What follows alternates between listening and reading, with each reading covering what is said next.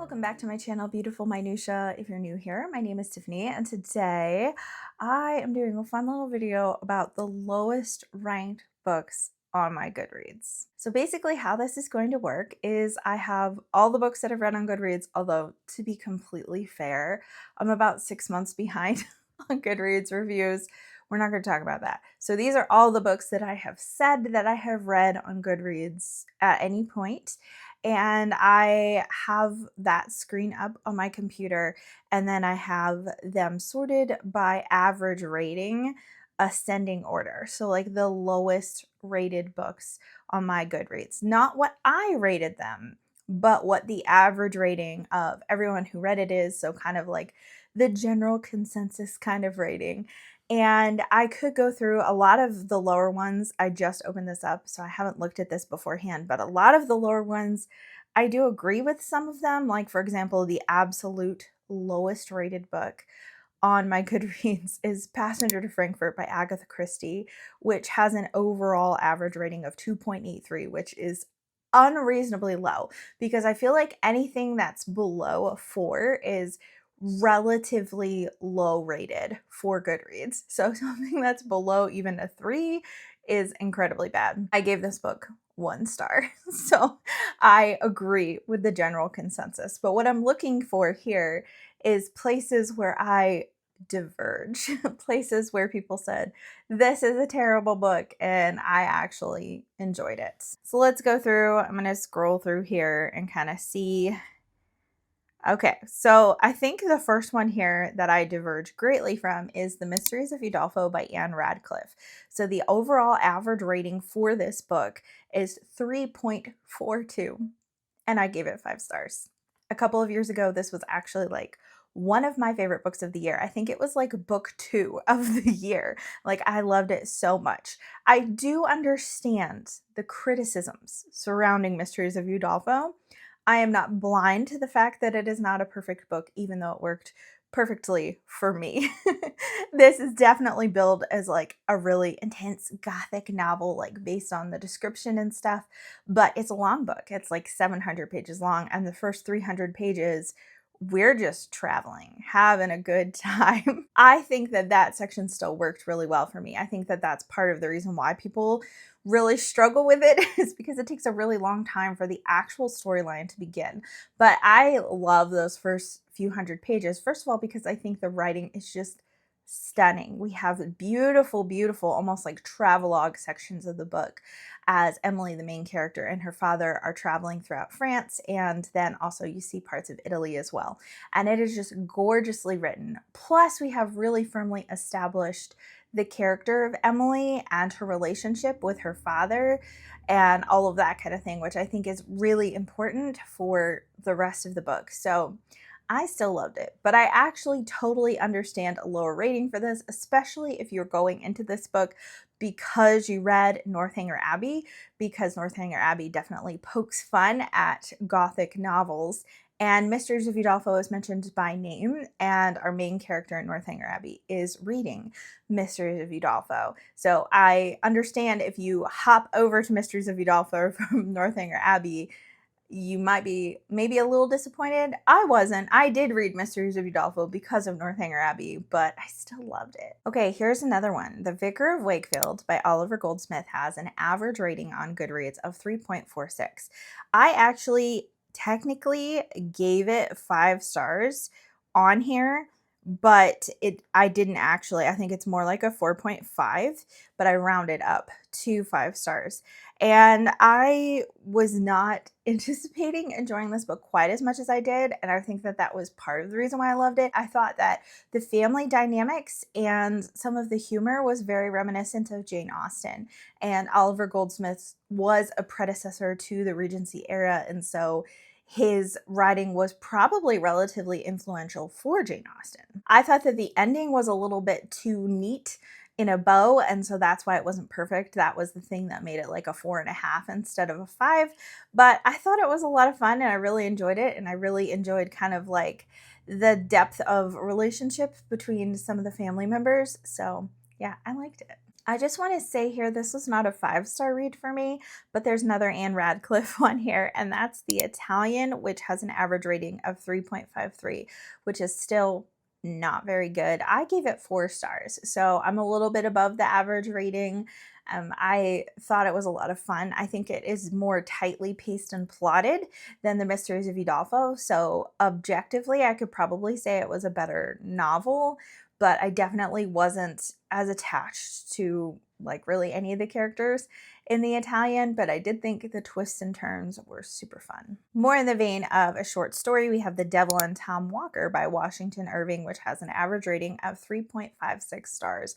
I don't understand why this is so low. I gave it 5 stars when I read it a couple of years ago. So this is basically a Faustian tale about a man named Tom Walker who wants to essentially exchange his soul for, wealth and all those kinds of things and longevity of life and all the things that would assumedly make him happy. And as most Faustian deals go, it goes awry. But I thought that Irving's social commentary here was really, really fascinating in terms of being ahead of his time in a lot of ways, of views that we see now of things that like people might like the devil's like, oh, you think I'm so terrible and all these things, but look at how racist you are. Look at how much you mistreat other people around you. And it even like focuses really clearly on the mistreatment of Native Americans, which I feel like in Washington Irving's time, there weren't a lot of people speaking out against that specifically. So I don't really know why this one would be rated so low. I feel like all of these are going to be classics. I'm going to have to try to find some that aren't. But another one that's rated really low that I gave 5 stars to is The Secret Agent by Joseph Conrad, which has an average rating of 3.58. So again, this is one of those things where I feel like maybe the description leads people awry because it talks about a man who is like the secret double agent and he's asked to blow up a building essentially to put some things in motion for political upheaval. And yeah, so that's kind of like the crux of what's going on here. The beginning of the story has a lot of very slow moving philosophical, political kind of conversations about revolution and different political viewpoints. And so the beginning moves really slowly. However, I do think that the description of this book does it a disservice because I don't think that the point of this book is revolution or upheaval, but it's a really deep psychological study of a family, of our main character who is this double secret agent and his wife, and then her mentally disabled brother that lives with them and their interactions and what happens and kind of all of that was what really got me and has had staying power with me. I still think about this book all the time. Okay, here's one that really, really, really surprises me. Before the Coffee Gets Cold has an average rating of 3.66 on Goodreads. That's really surprising to me because I feel like this was like a book talk, booktube, bookstagram darling. Like it was making the rounds. Maybe people read it and just didn't like it as much, but I haven't heard very many people say that they didn't like this book. And I gave this book 5 stars. This was really my introduction, well, sort of introduction into cozy Japanese literature. I think Sweet Bean Paste was actually the first cozy Japanese book that I read, but I loved this book. I thought that the premise was really, really interesting. It has very much kind of like this magical realism slash sci-fi bent on the premise, but that's not really what the story is about. So you're able to go into this coffee shop and you're able to go back in time to any time period or day that you choose. But the rules are that you have to stay in your seat and you're only there until the steam stops rising off of your coffee, and then you're transported back to present day. So it definitely has that element of like the magical realism, time travel kind of thing, but it's much more focused on relationship than it is like the mechanics of what is happening, you know?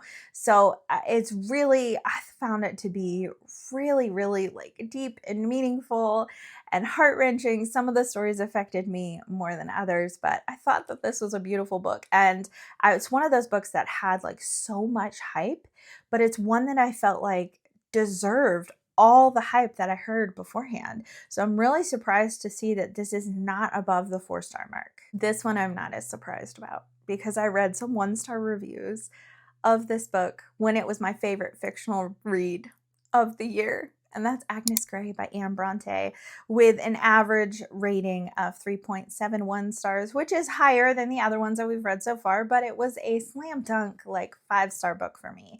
When I was reading the 1-star reviews, a lot of the criticisms was that they thought that Agnes Grey was like too moral and uppity and looked down on everyone around her, which I did not agree with at all.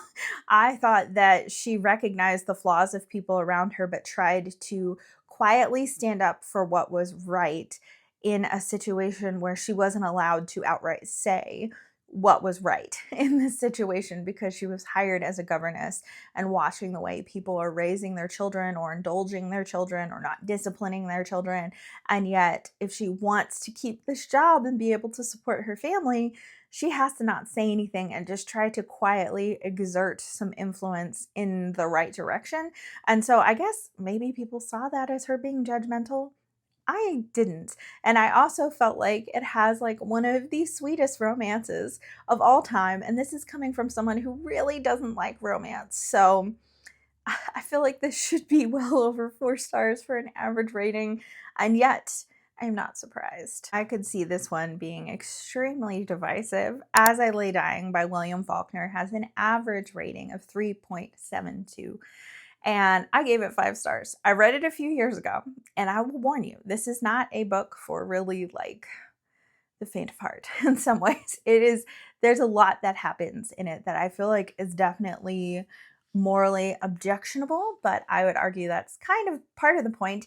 This is the only William Faulkner I've read that I actually really, really loved. I've read 3 of his books and didn't really love the other 2. They were just a little bit too bleak for me. But there's something about the family dynamic here that was like a train wreck I couldn't look away from. Faulkner is known for writing in stream of consciousness kind of writing style, and this book is no different, but some of the streams of consciousness are far more difficult to follow than others in terms of like you have children where like their thoughts are bouncing from place to place to place. But because you're in so many different characters' heads, I found it to be a lot more palatable. There's quite a few characters where it's really easy to follow their thought process, and it's a lot more enjoyable to be with some of them than others. So it's the story of this family who the matriarch of the family dies and they have to travel to bury her in the cemetery where she wants to be buried. And so they're going on this big family trip.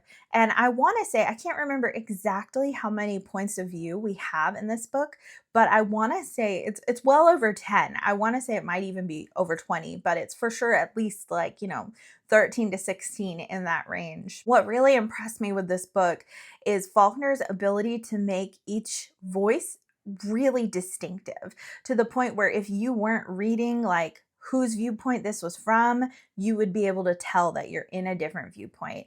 And I think that that's so impressive to be able to write that many people's thought processes so distinctly and so different from each other. But what really kept me going throughout this book was just the drama. Like I was like, what is going to happen? Like this family relationship is not good. Everybody has their own issues going on. There's like extreme dysfunction. So, I mean, can you really say that a book like this is enjoyable? Maybe not. And I feel like stream of consciousness writing is certainly not for everyone. In fact, I would say that it's not for me, but it worked really well for me in this book. I'm quite surprised by this next one, honestly. This is a middle grade book, Journey to Joburg, a South African story by Beverly Naidoo. And this is a story of 2 young children. Well, I think they have a younger sister as well. And they are living in South Africa during the time of apartheid. And so their younger sister gets sick and she needs a doctor. And their mother works in Johannesburg during the week. Sometimes it's actually longer. Like she's gone for a while to make money and then she comes back and visits. The baby sister gets incredibly sick. And so the two older siblings who are not that old. I think the oldest one is 12 or 13, and then the other one is like maybe 9, 8 or 9. They leave the baby with the grandmother and they go to Johannesburg to find their mother to let her know that the baby is really, really sick. And so they're coming into Joburg and seeing the way that the native Black people are being treated and what their mother's work environment is like, seeing the unrest in the city as some people are getting really fed up with the way that things are. And so it's a really interesting, it's like a tiny little book. Like it's less than 100 pages for sure, but it might even be less than like 80. It's really, really short. And I actually read it with my daughter last year, and I honestly do not understand why it would be rated so low. Like maybe people want a more expansive view of what was going on, but considering this is written to middle grade students, I feel like it's a really good introduction into what was happening in this time period. But an author that I feel is truly polarizing is Charles Dickens. So several of his books are, in the 3 point whatever range. So the lowest one that I have on here that I've rated really highly is The Old Curiosity Shop, which is a 3.79. And I gave it 5 stars. I think it's phenomenal. I think it's a great exploration of kind of gambling, honestly, like the dark side of what can happen in addiction and how it affects people around you. Obviously, there are more people than you're following than just like the main characters I'm referring to here, but there's a grandfather and his granddaughter, and the grandfather has lost a lot of money because of gambling, and you kind of see how it affects his granddaughter, little Nell, and then there's other storylines surrounding that as well. But I felt like it's really, really well done. I think, like I said, Dickens is polarizing in general, but I think that the ending of this one is probably what causes people to drag it down, along with the other Dickens that's on here that's very similarly rated, which is Great Expectations, which has a 3.8. I also gave this one 5 stars because I love this one. It's actually one of my favorite Dickens. It was my very favorite in high school. It was one of my favorite books of all time at that point. It's no longer my favorite Dickens, but I still really love it, and I love what Dickens did with it because I feel like there's some similarities between Great Expectation and David Copperfield. I have not seen David Copperfield on this list yet, so I'm assuming it's more highly rated, but I think that there are similarities in both the stories in that you have young boys who are orphans, and both of them kind of come into opportunity and money, and how they handle what comes their way is entirely opposite. So David Copperfield is more autobiographical than Great Expectations. And Great Expectations, I think, has a lot more drama to start out with, because you start with like an escaped convict from a prison coming, and our main character Pip kind of being forced to help him out.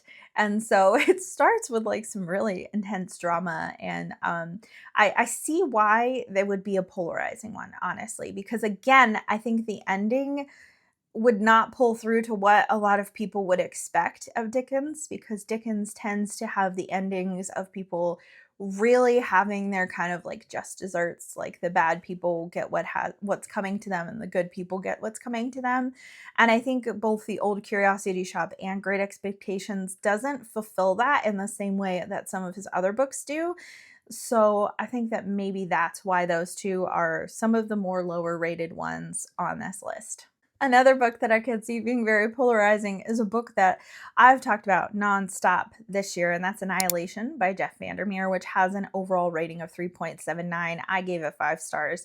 I ate this book up. It is a weird book though, so it's a book that I do not openly recommend to people, even though I've talked on my channel about how much I love it, but it's so bizarre that it's not a book that I feel like would be for everyone, or even necessarily most people.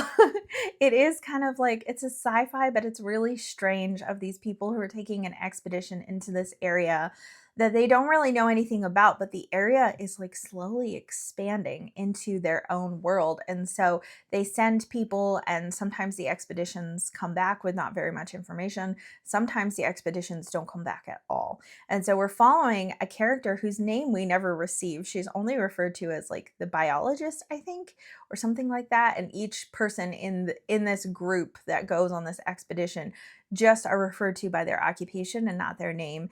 And the whole book feels like a fever dream. And you're like, what's real? What isn't real? Like, is what this person is seeing, is that what's really happening? Or is she being affected or manipulated by the area around her? And it's really strange, and you don't have any answers by the end. And I read book 2, which I rated far, far lower. I think I gave that one 3 stars. And you don't get any answers in that one either. So I've never gone on to read the conclusion of the trilogy, although I guess like last year, I think maybe he came out with book 4. And so I'm like, I don't know if you ever get any answers. I haven't gotten far enough to know, but I could see this being one that's really polarizing because it's super, super bizarre. I've never read anything like it before, but it was a book that I was up till 1 a.m.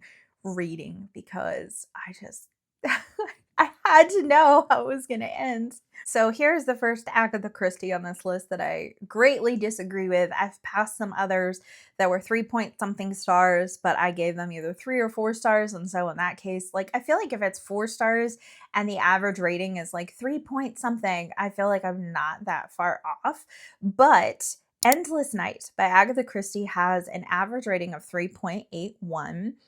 And I gave it 5 stars. So again, this is one of those things where I can see why maybe people wouldn't enjoy this as much, because it's not Agatha Christie's typical fare.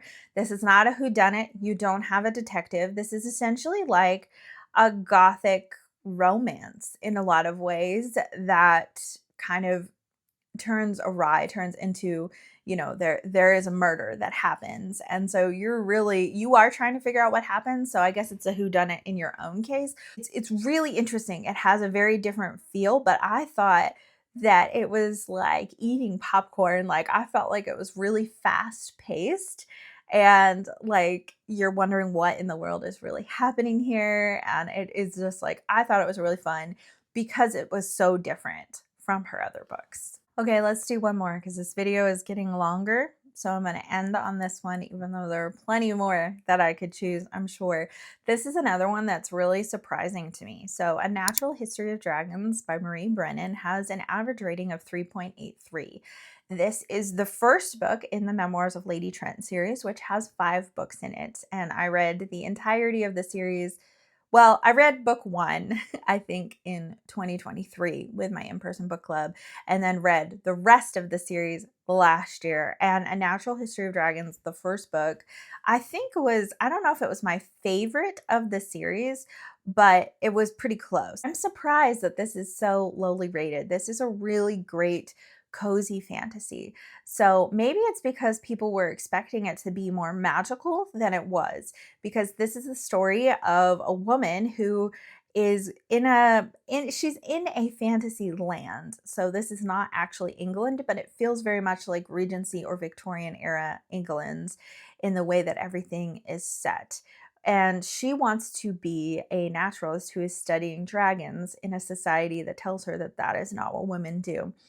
And so the dragons in this story, they don't have magical powers. They're just animals like a cow or like a dragonfly, or I don't know, whatever, just like random animals. Why were those the 2 animals that just immediately popped into my head? I have no idea. Anyways, so maybe people were expecting like the dragons to be able to speak, or people to be riding them, or there to be like a little bit more like adventure, but it has a lot more to do with kind of like political intrigue and things that she uncovers of people's nefarious intentions towards dragons because of what the dragons can supply, like what their bodies can supply. So you just continue throughout. I'm gonna look and see if the other books in the series actually are rated any higher, because oftentimes, like, the first book, a lot of people will read the first book and be disappointed, and then the subsequent books have higher ratings because you've already weeded out the people who aren't really interested in the series. So I'm just curious to see if it jumps really high. So book 2, The Tropic of Serpents, has a 4.02 rating, which that was my least favorite of the series. That one I only gave 3 stars. I didn't love that one. Book 3, The Voyage of the Basilisk, has 4.19 stars. Book 4 has 4.39 stars, which I gave that one 5 stars. So I think maybe that was my second favorite one. And then book 5, the concluding book, Within the Sanctuary of Wings, has a 4.40 star rating. So they do jump quite a bit as the series continues. The first 2 are the most low rated, but I still am surprised that A Natural History of Dragons is 3.83 stars. I would have anticipated that being a much higher rated book. Anyways, those are my apparently unpopular opinions. I'm not surprised that a lot of these very lowly rated books are actually classics, because sometimes people are assigned them in school and so then they have a lower rating. But I do think that a lot of the ones that are on here are not ones that are assigned in school. I think like Great Expectations, definitely. I'm certain that people read that in school and hated it because that is a commonly assigned one in high school. That one and like A Tale of Two Cities, I feel like seem to be the more common ones to read in high school, probably because they're shorter than a lot of his other works. But anyways, yeah, I would love to hear from you in the comments down below. Do you agree with the overall average rating? Are you closer to that, or are you closer to my rating in some of these books? I would love to hear.